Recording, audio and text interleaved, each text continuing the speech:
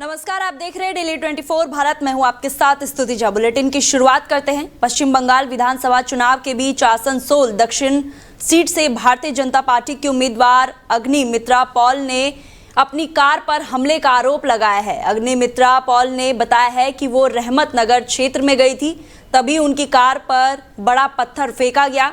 इस हमले में कार का पिछला हिस्सा क्षतिग्रस्त हो गया है और शीशा भी पूरी तरीके से चकनाचूर हो गया। उन्होंने कहा है कि घटना के समय उनके साथ मौजूद सुरक्षा कर्मियों और उन्हें कोई चोट नहीं आई है, लेकिन उनके सिक्योरिटी को हल्की चोट आई है। उन्होंने इस घटना को गंभीर बताते हुए कहा है कि इस तरह की घटनाएं बार बार हो रही है और इसे किसी भी हाल में बर्दाश्त नहीं किया जा सकता है।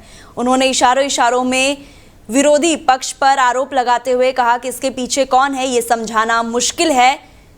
घटना के बाद क्षेत्र में तनाव का माहौल बन गया है और सुरक्षा व्यवस्था को लेकर सवाल उठने लगे हैं। तो ये दिल्ली में आईआरएस अधिकारी की बेटी की हत्या के मामले में साकेत कोर्ट ने आरोपी राहुल मीणा को 4 दिन की पुलिस रिमांड पर भेज दिया है। पुलिस ने आरोपी को घटनास्थल पर ले जाकर जांच करने और आगे की पूछताछ के लिए रिमांड मांगी थी, जिसे अदालत ने मंजूर कर दिया है। पुलिस के अनुसार आरोपी के पास से नकदी और गहने बरामद किए गए। अदालत में पेशी के दौरान आरोपी ने अपना जुर्म स्वीकार करते हुए कहा है कि वो लूटपाट के इरादे से घर में घुसा था और उसका मकसद केवल पैसे हासिल करना था। बताया जा रहा है कि 19 वर्षीय आरोपी पहले पीड़िता के घर पर काम करता था, लेकिन करीब 1 महीने पहले उसे नौकरी से निकाल दिया गया था। उसे घर और परिवार की दिनचर्या की पूरी जानकारी थी। ये घटना 22 अप्रैल की सुबह दक्षिण दिल्ली के कैलाश हिल्स इलाके में हुई है, जब आरोपी घर पर घुसा और वारदात को अंजाम दिया। पुलिस ने उसे बाद में द्वारका के होटल से गिरफ्तार किया है। मामले की जांच जारी है और पुलिस सभी पहलुओं को ध्यान में रखकर आगे की कार्रवाई कर रही है। तो मुजफ्फरनगर के नई मंडी कोतवाली क्षेत्र में स्थित लेंसकार्ट स्टोर से जुड़ा विवाद अब चर्चा का विषय बन गया है। बताया जा रहा है कि स्टोर में तिलक, बिंदी और कलावा और सिंदूर जैसे धार्मिक प्रतीकों के साथ प्रवेश को लेकर कथित पाबंदी की बात सामने आई थी, जिसके बाद मामले ने तुल पकड़ लिया। इसी बीच हिंदू संगठनों के कार्यकर्ता भी इस विवाद में शामिल हो गए।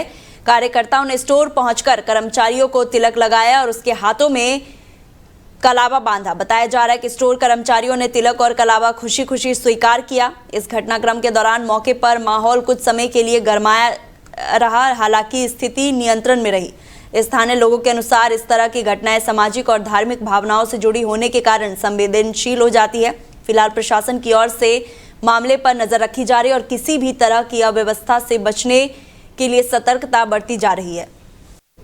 तो वही हापुड़ में भगवान परशुराम की शोभा यात्रा के दौरान कांग्रेस की राष्ट्रीय प्रवक्ता डोली शर्मा पहुंची, जहां उन्होंने उत्तर प्रदेश की बीजेपी सरकार पर जमकर निशाना साधा। कार्यक्रम में शामिल होते ही डोली शर्मा ने कहा कि उत्तर प्रदेश में कानून व्यवस्था की स्थिति चिंताजनक बनी हुई है। उन्होंने राज्य को अपराध प्रदेश बताते हुए आरोप लगाया है कि आम जनता खुद को सुरक्षित महसूस नहीं कर रही। उन्होंने कहा है कि प्रदेश में लगातार अपराध की घटनाएं सामने आ रही है, लेकिन सरकार प्रभावी नियंत्रण करने में नाकाम रही। साथ ही उन्होंने बीजेपी की नीतियों और कार्यशैली पर सवाल उठाते हुए कहा है कि सरकार को कानून व्यवस्था सुधारने पर गंभीरता से काम करना चाहिए। शोभा यात्रा के दौरान बड़ी संख्या में श्रद्धालु और स्थानीय लोग मौजूद रहे। धार्मिक माहौल के बीच राजनीति बयानबाजी भी चर्चा का विषय बनी रही। इस दौरान डोली शर्मा ने लोगों से संवाद भी किया और विभिन्न मुद्दों पर उनकी समस्याएं सुनी। कार्यक्रम के बाद ये बयान राजनीति हलकों में चर्चा का विषय बन गया है और इसे लेकर पक्ष विपक्ष के बीच बयानबाजी तेज होने की संभावना जताई जा रही है।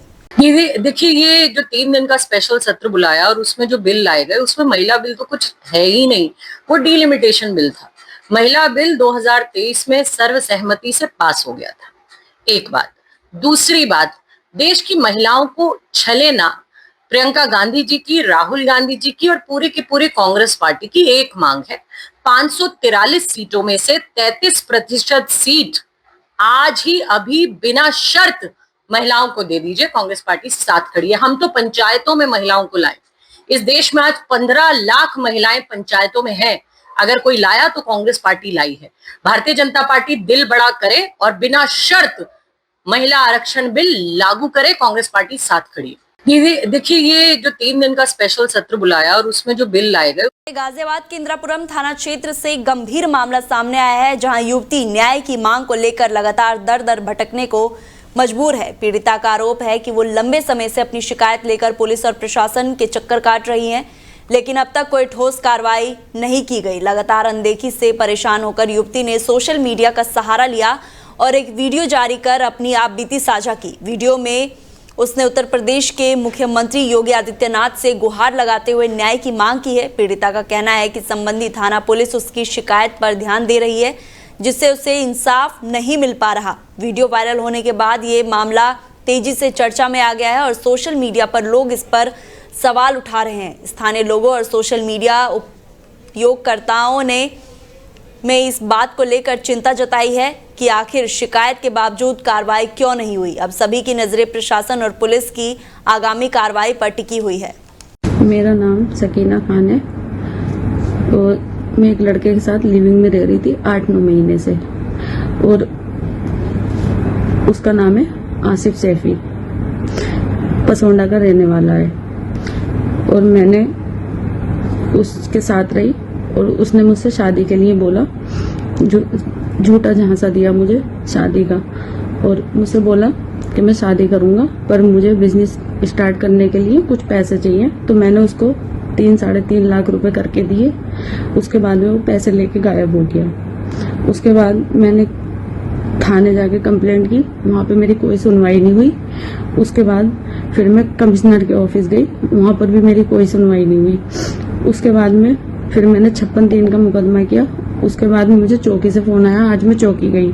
चौकी जाने के बाद वहाँ पे भी मेरी कोई सुनवाई नहीं हुई और उल्टा वहाँ पर भी दबाव बनाया जा रहा है। तो ये गाजियाबाद में सड़क सुरक्षा के नियमों की धज्जियां उड़ाता है एक वीडियो सोशल मीडिया पर तेजी से वायरल हो रहा है। ये घटना बीती रात मेरठ रोड स्थित धुकना के पास की बताई जा रही है, जहां एक व्यक्ति चलती कार की खिड़की पर बैठकर शराब पीता हुआ नजर आ रहा है। वीडियो में साफ देखा जा सकता है कि व्यक्ति कार की खिड़की से बाहर निकलकर बैठा है, जबकि वाहन तेज रफ्तार से सड़क पर दौड़ रहा है। इस तरह की लापरवाही न केवल यातायात नियमों का उल्लंघन है, बल्कि ये सड़क पर चल रहे अन्य वाहनों और पैदल यात्रियों के लिए गंभीर खतरा पैदा कर सकती है। इस घटना के वायरल होने के बाद लोगों में नाराजगी देखने को मिल रही है और ट्रैफिक पुलिस से कड़ी कार्रवाई की मांग की जा रही है। माना जा रहा है कि वाहन का नंबर ट्रैक कर आरोपी की पहचान की जा सकती है और उसके खिलाफ कानूनी कार्रवाई की जाएगी। पुलिस से उम्मीद की जा रही है कि वो इस मामले को गंभीरता से लेते हुए जल्द जांच करेगी और संबंधी व्यक्ति पर जुर्माना या अन्य कार्रवाई सुनिश्चित करेगी, ताकि भविष्य में इस तरह की लापरवाही को रोका जा सके। तो एक ग्रेटर नोएडा के तुगलपुर स्थित नॉलेज पार्क थाना क्षेत्र में एक दर्दनाक हादसा और सनसनीखेज घटना सामने आया है, जहां एक बंद कमरे में प्रेमी प्रेमिका के शव मिलने से पूरे इलाके में हड़कंप मच गया है। जानकारी के अनुसार कमरे से तेज बदबू आने पर स्थानीय लोगों ने पुलिस को सूचना दी। मौके पर पहुंची पुलिस ने गेट का लॉक तोड़कर कमरे में प्रवेश किया, जहां दोनों के शव बरामद हुए। प्रारंभिक जांच में सामने आया है कि युवक ने पहले अपनी प्रेमिका के गला घोंटकर हत्या कर दी और उसके बाद खुद फंदे से लटक कर आत्महत्या कर ली। दोनों मृतक मूल रूप से देवरिया जिले के रहने वाले बताए जा रहे हैं। घटना की सूचना मिलते ही पुलिस और फॉरेंसिक टीम मौके पर पहुंची और जांच शुरू कर दी है। दोनों शवों को कब्जे में लेकर पोस्टमार्टम के लिए भेज दिया गया है और पुलिस मामले की जांच में जुटी हुई है। 112 के द्वारा यह सूचना प्राप्त हुई कि थाना नॉलेज पार्क क्षेत्र अंतर्गत ग्राम तुगलपुर में एक व्यक्ति ने आत्महत्या कर ली है। इस सूचना पर तत्काल थाना नॉलेज पार्क की पुलिस पहुंची। घटना स्थल पर पहुंचने पर पाया गया कि एक व्यक्ति जिसका नाम गुड्डू पासवान उर्फ गोलू, उम्र 27 वर्ष, जो कि जनपद देवरिया का रहने वाला था, पंखे से लटका हुआ मिला वहां पर। उसी के पास ही एक महिला जिसकी उम्र लगभग 24 वर्ष है, नाम ज्योति है, वह भी मृत अवस्था में पाई गई। प्रथम दृष्टया यह जानकारी प्राप्त हुई कि जो महिला मित्र है और ये गुड्डू पासवान और गोलू दोनों लिव इन में रह रहे थे। दोनों के शव को पंचायतनामा भरकर पोस्टमार्टम के लिए भेजा गया है। मृतक गुड्डू पासवान के परिजन उपस्थित हैं। अन्य विधिक कार्यवाही प्रचलित है।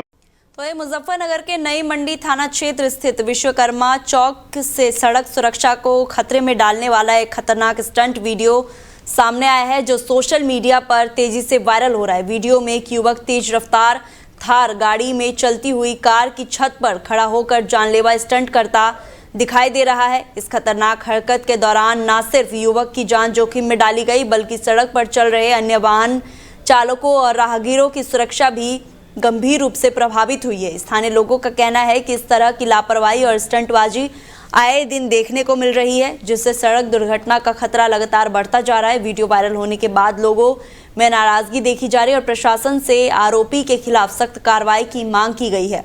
लोगों का कहना है कि ऐसे मामले में कड़ी कार्रवाई जरूरी है, ताकि भविष्य में कोई भी व्यक्ति इस तरह के खतरनाक स्टंट करने की हिम्मत ना करे। फिलहाल पुलिस ने इस मामले में जांच और कार्रवाई की उम्मीद की जा रही है। तो वही थाना भवन नगर में भगवान परशुराम जयंती के पावन अवसर पर भक्ति और श्रद्धा के साथ भव्य हवन यज्ञ का आयोजन किया गया। यह कार्यक्रम सनातन धर्म सभा के तत्वाधान में ब्राह्मण युवाओं द्वारा संपन्न हुआ है, जिसमें बड़ी संख्या में श्रद्धालुओं ने भाग लिया। हवन यज्ञ का शुभारंभ वैदिक मंत्रोच्चार के बीच किया गया, जहां उपस्थित लोगों ने विधि विधान से आहुति अर्पित कर भगवान परशुराम का स्मरण किया। पूरे वातावरण में जय परशुराम के उद्घोष गूंजते रहे और धार्मिक आस्था का माहौल बन गया। कार्यक्रम में वक्ताओं ने भगवान परशुराम के जीवन चरित्र पर प्रकाश डालते हुए बताया कि उन्होंने अन्याय और अधर्म के विरुद्ध संघर्ष कर समाज को धर्म और सत्य के मार्ग पर चलने की प्रेरणा दी थी। तो वही थाना भवन में दिल्ली सहारनपुर रोड स्थित माता बाले बाग मंदिर में देवी देवताओं की मूर्ति स्थापना को लेकर गुरुवार सुबह भव्य कलश यात्रा का आयोजन किया गया। इस धार्मिक आयोजन में सैकड़ों महिला पुरुष श्रद्धालुओं ने उत्साहपूर्ण भाग लिया, जिससे पूरा क्षेत्र भक्तिमय माहौल में रंग गया।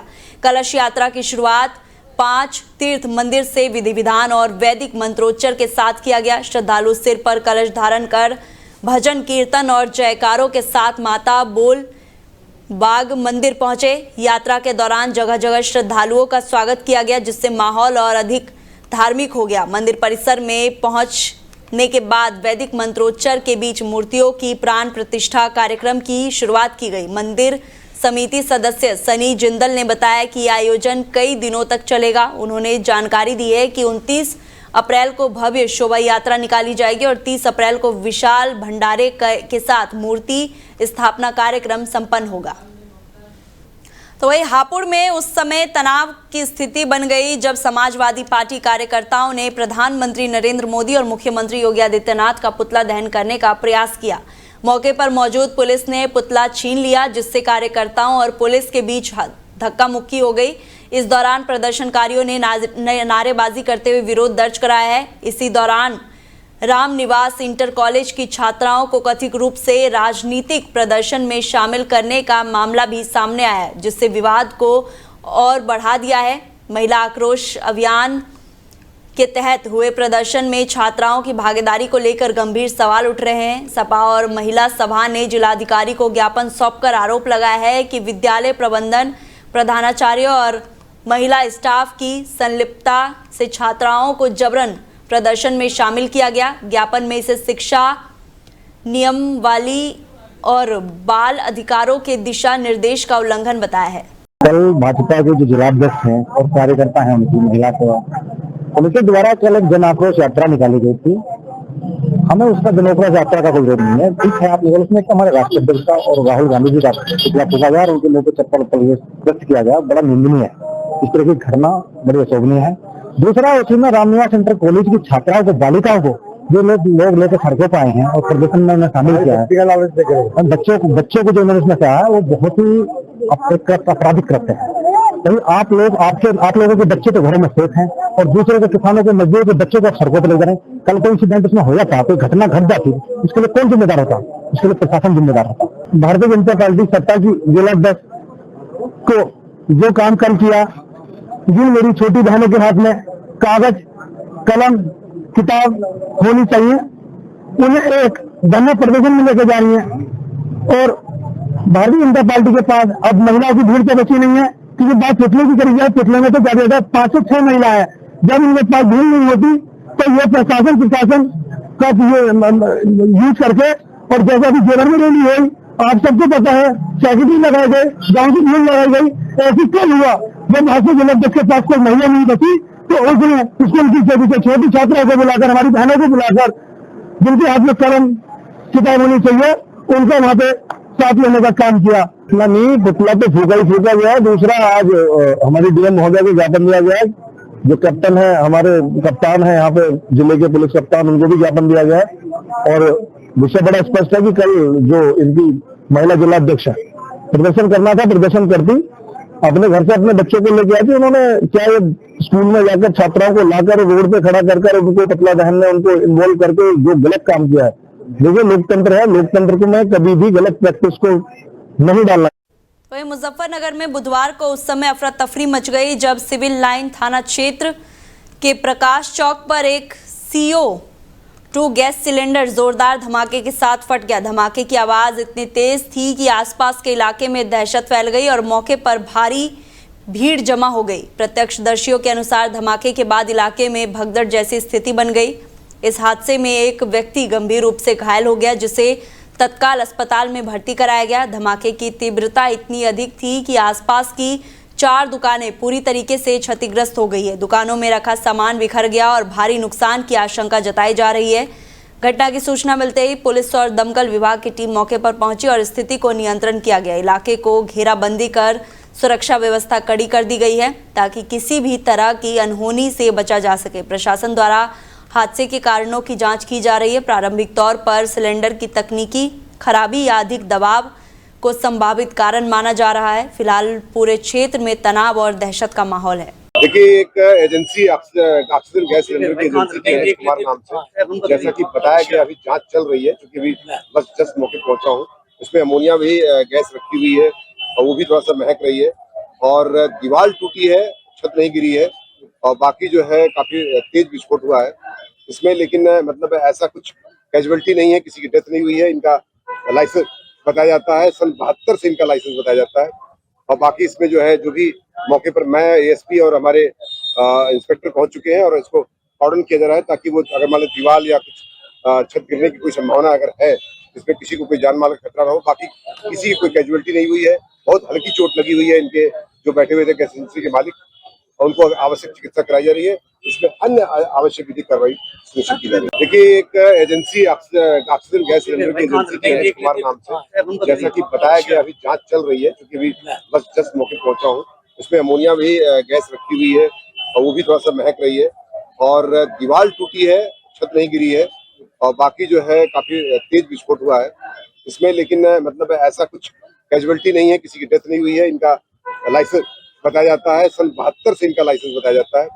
और बाकी इसमें जो है, जो भी मौके पर मैं ASP और हमारे इंस्पेक्टर पहुंच चुके हैं और इसको कॉर्डन किया जा रहा है ताकि वो अगर मान लो दीवार या कुछ छत गिरने की कोई संभावना अगर है, इसमें किसी को कोई जान माल का खतरा ना हो। बाकी किसी की कोई कैजुअलिटी नहीं हुई है। बहुत हल्की चोट लगी हुई है इनके जो बैठे हुए थे गैस एजेंसी के मालिक, और उनको आवश्यक चिकित्सा कराई जा रही है। इसमें अन्य तो वही बलिया जिले के मनियर थाना क्षेत्र के गंगापुर गांव में उस समय सनसनी फैल गई जब एक पुराने तालाब की खुदाई के दौरान संदिग्ध मोटार्स मिलने की सूचना सामने आई। बताया जा रहा है कि गांव में ईंट भट्टे के निर्माण के लिए तालाब का पानी निकालकर जमीन समतल करने का कार्य चल रहा था। इसी दौरान कुछ बच्चे मछली पकड़ने के लिए तालाब में उतर गए, जहां उन्हें एक पुराने मोटार्स जैसा संदिग्ध वस्तु दिखाई दी। बच्चे उत्साह में उसे कबाड़ समझकर ग्राइडर से काटने की कोशिश कर रहे थे।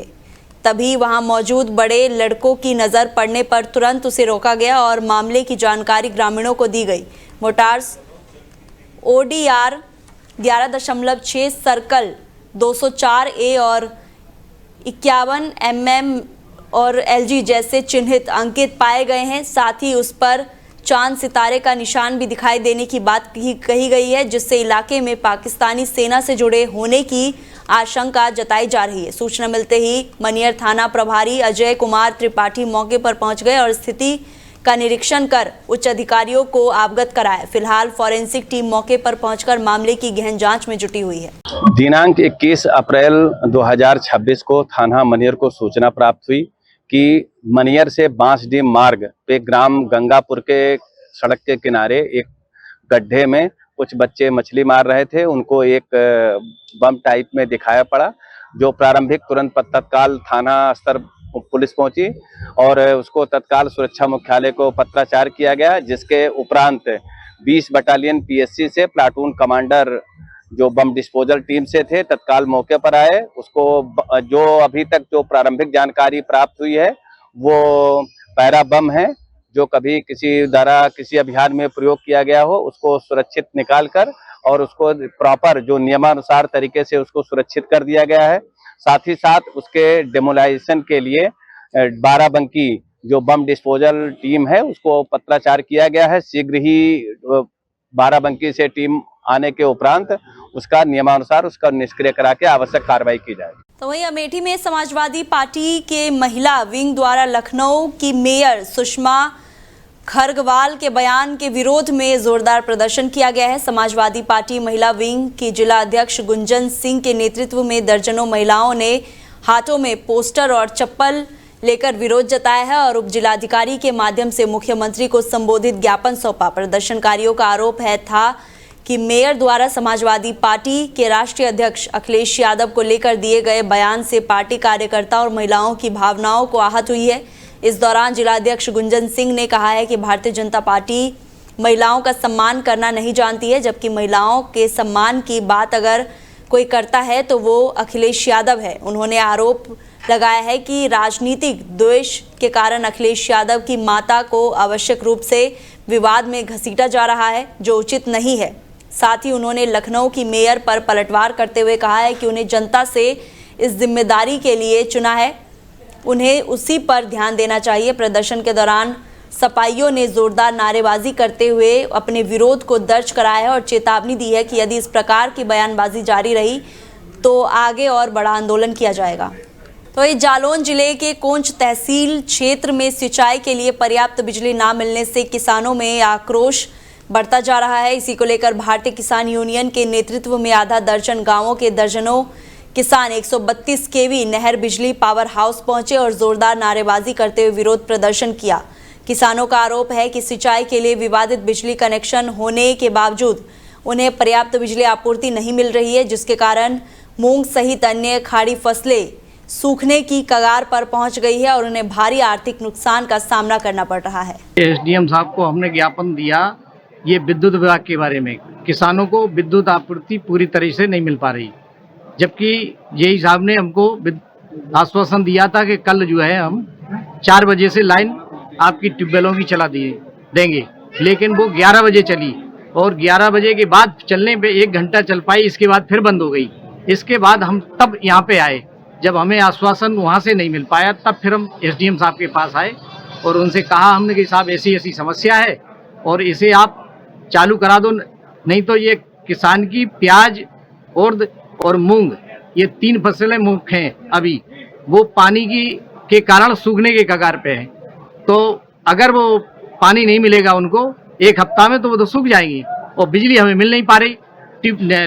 वो चल नहीं रही नहरें, जब नहरें नहीं चल रही, कुछ नहरें से कवर हो जाता था, तो जब ट्यूबवेल अकेले हैं हमारे पास और निजी नलकूप, वो बिना बिजली के चल नहीं पाएंगे। बिजली हमें कुल 4 घंटा 5 घंटा मिल पा रही, जबकि मिले चाहिए शासन की तरफ से 10 घंटा है। हमने मांग की कि किसानों को जो है 1 हफ्ता के लिए कम से कम 18 घंटा लाइट कर दीजिए, जिससे जो है किसानों की फसल सिंचाई हो जाए। इसके बाद फिर हमें 10 घंटा कर दीजिए आप। कितने गांव के लोग आए थे? इसमें आए थे कम से कम 8-10 गाँव।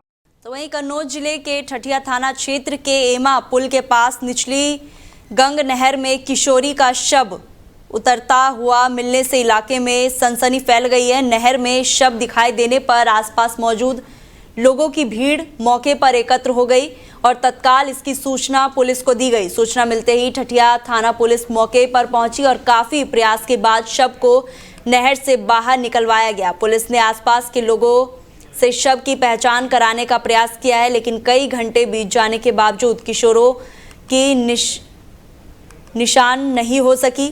फिलहाल पुलिस शव की पहचान कराने के लिए आसपास के थानों से संपर्क कर रही है और आवश्यक विधिक कार्रवाई करते हुए मामले की जांच में जुटी हुई है। घटना के बाद क्षेत्र में तरह तरह की चर्चाएं हो रही है और लोग इस घटना को लेकर चिंतित दिखाई दे रहे हैं। देखिए, थाना ठठिया के जो एमा पुल है निचली गंग नहर का, उसमें एक डेड बॉडी एक लड़की की मिली है और वो कहीं से पैक करके आई है। वहाँ पर एक झाल में उलझ करके रुक गई थी, जिस पे सूचना पर तत्काल पुलिस पहुंची है और उसमें हमारी फोरेंसिक टीम भी गई है। उसके सारे साक्ष्य कलेक्ट किए गए हैं, फोटोग्राफी वीडियोग्राफी हुई है।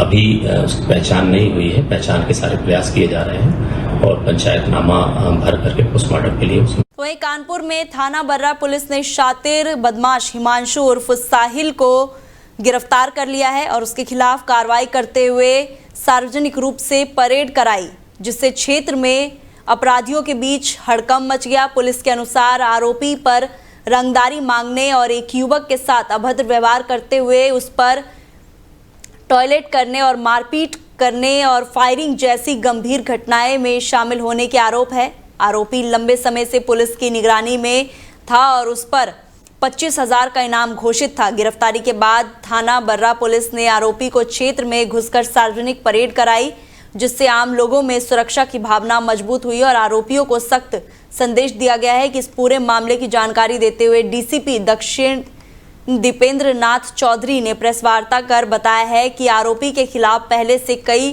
संगीन मुकदमे दर्ज है और उसके आपराधिक इतिहास को देखते हुए आगे की कड़ी विधिक कार्रवाई की जा रही है। सोशल मीडिया पे एक वीडियो वायरल हुआ था जिसमें एक अभियुक्त एक किसी लड़के के ऊपर यूरिनेट कर रहा था और उसका यह कृत्य मानव मूल्यों के बिल्कुल विपरीत था और ये एक तरीके से गंभीर अपराध की श्रेणी में आता है। इस पर एक अभियोग थाना बर्रा पे दर्ज किया गया था पीड़ित की तरफ से और इसमें हमारी टीमें इसकी गिरफ्तारी के लिए लगी थी। इसमें 3 टीमें हमने लगाई थी और ये अभियुक्त लगातार फरार चल रहा था।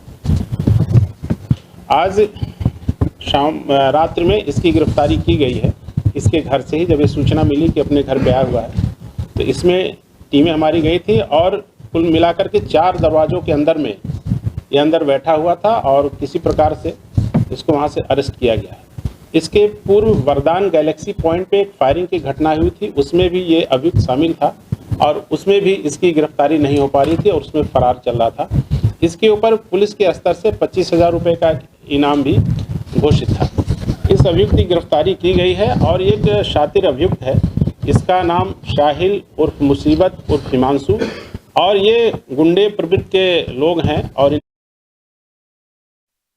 तो वहीं अलीगढ़ जिले के नया प्रशासनिक नेतृत्व मिल गया है। 2013 बैच के आईएएस अधिकारी अविनाश कुमार ने जिलाधिकारी के रूप में पदभार ग्रहण करते ही प्रशासनिक व्यवस्था को प्रभावी बनाने की दिशा में सक्रियता दिखानी शुरू कर दी है। कार्यभार संभालने के तुरंत बाद उन्होंने जिला प्रशासन के अधिकारियों और मीडिया प्रतिनिधियों के साथ बैठक कर अपनी प्राथमिकताओं को स्पष्ट किया है। उन्होंने कहा है कि उनकी पहली प्राथमिकता केंद्र और प्रदेश सरकार की जन कल्याणकारी योजनाओं को पूरी पारदर्शिता और समयबद्धता के साथ अंतिम लाभार्थी तक पहुंचाना है, ताकि आम जनता को योजनाओं का वास्तविक लाभ मिल सके। जिलाधिकारी अविनाश कुमार ने शहर और ग्रामीण क्षेत्रों में लंबे समय से लंबित पड़े विकास कार्यों पर भी चिंता व्यक्त करते हुए संबंधी अधिकारियों को निर्देश दिए हैं कि ऐसे सभी अधूरे प्रोजेक्ट की सूची तैयार कर प्राथमिकता के आधार पर उन्हें शीघ्र पूरा कराया जाए। उन्होंने विशेष रूप से सड़क, बिजली, पेयजल और स्वच्छता जैसी बुनियादी सुविधाओं से जुड़े कार्यों को तेजी से आगे बढ़ाने पर जोर दिया है, ताकि जिले में विकास कार्यों को गति मिल सके और जनता को राहत मिल सके। पदभार ग्रहण करने के बाद आयोजित पहली बैठक में जिलाधिकारी ने मीडिया को प्रशासन और जनता के बीच एक महत्वपूर्ण कड़ी बताते हुए बेहतर समन्वय की आवश्यकता पर बल दिया है। फिलहाल बुलेटिन में इतना ही। आप देखते रहिए डेली 24 भारत। नमस्कार।